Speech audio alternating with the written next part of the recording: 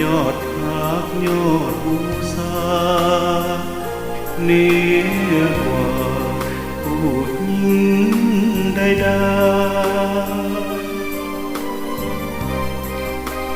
ๆยามจ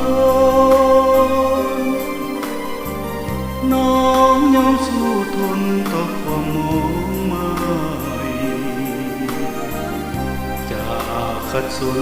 ทุกอย่างไปน้องให้แต่ความจงรักภักดีน้องคือน้ำทิพย์แห่งดวงใจน้องคือแสงไฟส่องทางชีวิตสมค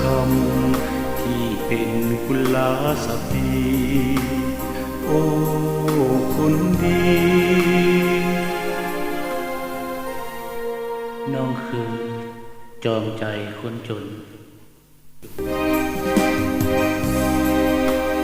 จอมใจน้องมีน้ำใจประเสริฐเหลือล้นเพื่อยอดยิ่งข้าจะทนคิดคนสร้างตนให้สมจอมใจ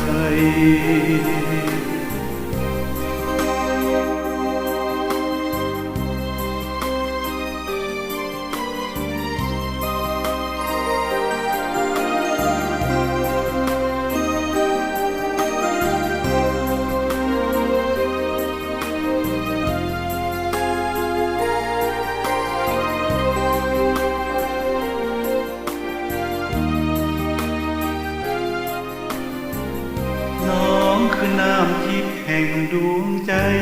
น้องคือแสงไฟส่องทางชีวิตสมค